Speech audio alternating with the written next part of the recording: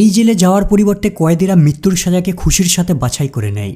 এখানে কয়েদিদের দুর্ভাগ্যকে একটা আলাদা লেভেলে নিয়ে যাওয়া হয়। এখানের কন্ডিশন, নিয়ম আর টর্চার এতটাই অমানবিক যে কয়েদিরা মনে করে এখানে বন্দী থাকার পরিবর্তে মৃত্যুই অনেক আরামদায়ক মুক্তির পথ। রাশিয়ার ব্ল্যাক ডলফিন নামে পরিচিত এই জেলটি কাজাকিস্তানের বর্ডারের কাছে অবস্থিত। এই জেলটি রাশিয়ার সবথেকে পুরাতন জেলের মধ্যে অন্যতম, যেখানে রাশিয়ার সবথেকে ভয়ঙ্কর ক্রিমিনালদের বন্দী করে রাখা হয়। এর অফিসিয়াল নাম পেনাল কলোনি নাম্বার 6।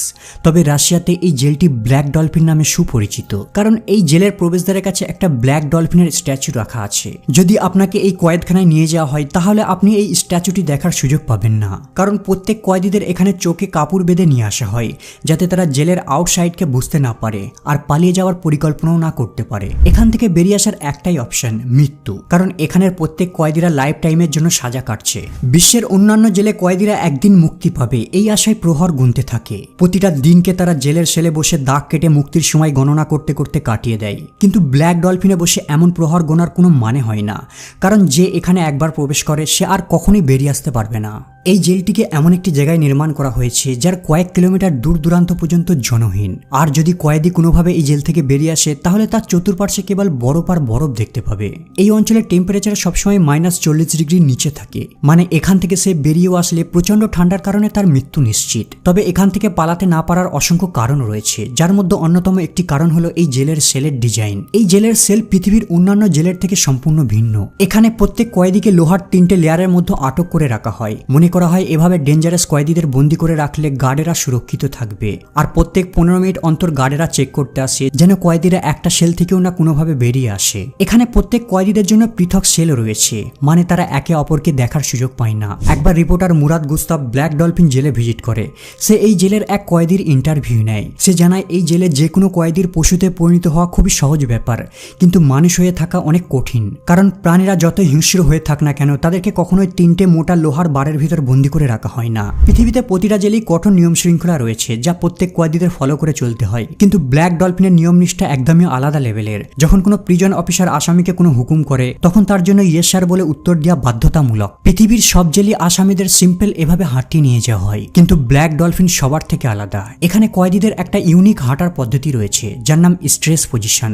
তাদেরকে এভাবে কোমর বাঁকিয়ে হাঁটিয়ে নিয়ে যাওয়া হয় আর হাতগুলো পেছন দিকে লক করা থাকে। প্রিজন সেল থেকে বের করার সময় তাদের চোখে কালো কাপড় বেঁধে দেওয়া হয়। মনে করা হয় এই পদ্ধতিতে আসামিদের হাঁটিয়ে নিয়ে গেলে তারা জেলের লেআউটকে মনে রাখতে পারবে না, ফলে তারা পালিয়ে যাবার প্ল্যান বা জেলের মধ্যে দাঙ্গা বাঁধানোর পরিকল্পনাও করতে পারবে না। আর এভাবে গার্ডেরা আসামিদের ফুল নিয়ন্ত্রণে রাখতে পারবে।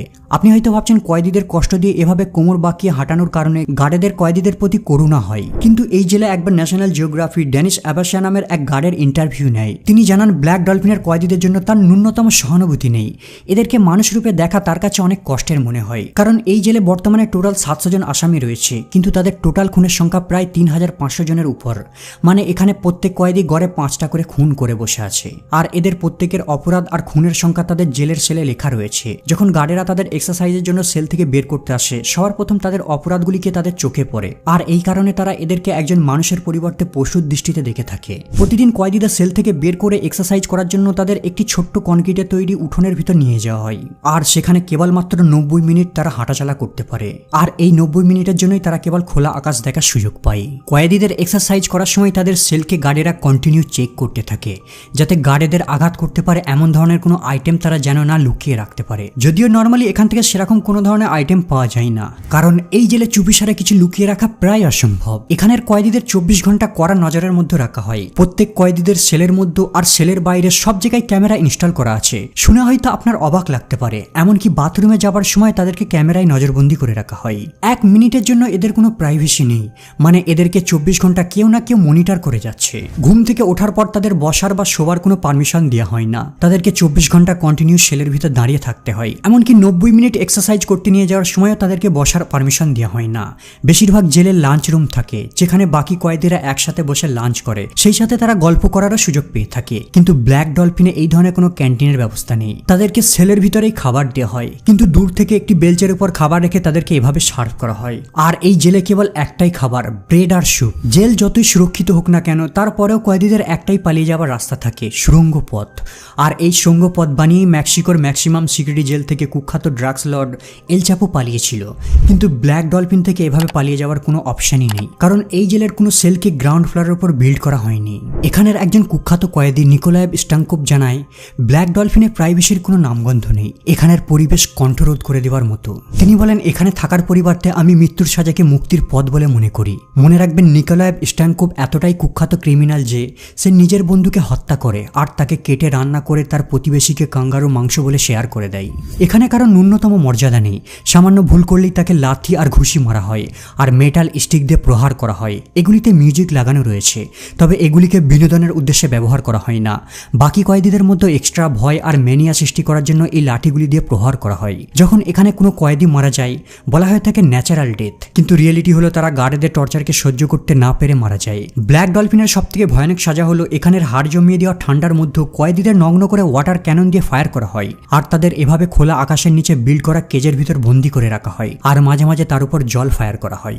কয়েদিদের মেন্টাল স্টেটকে ঠিক রাখার জন্য তাদের কিছু সময়ের জন্য বই, নিউজ পেপার পড়ার আর রেডিও শোনার অনুমতি দেওয়া হয়ে থাকে। টিভি আর ইন্টারনেট এখানে সম্পূর্ণরূপে ব্যান, কিন্তু কিছু মনোরঞ্জনের অনুমতি দেওয়ার পরেও একাকিত্বের কারণে যে কোনো ব্যক্তি এখানে পাগল হয়ে যেতে পারে, কারণ এই জেলটিকে এমনভাবে ডিজাইন করা হয়েছে কেবল বাইরে বের করার সময় ছাড়া তারা একে অপরকে দেখতেও পায় না আর কথাও বলতে পারে না। এখন প্রশ্ন হলো তারা কিভাবে এখানে মানসিকভাবে স্থির থাকে। নিকোলায়েভ স্ট্যাঙ্কোভ ন্যাশনাল জিওগ্রাফিকে জানায়, যদি তুমি অনবরত ভাবতে থাকো কেউ তোমার জন্য অপেক্ষা করছে অথবা তুমি একদিন এখান থেকে মুক্তি পাবে, তাহলে তুমি আরও মানসিকভাবে ভেঙে পড়বে। সিম্পলি তুমি এখানের ভাগ্যকে মেনে নাও আর ভাবতে থাকো এটাই তোমার দুনিয়া আর একদিন তোমাকে এখানেই মরতে হবে, তাহলে তুমি স্ট্রং থাকতে পারবে।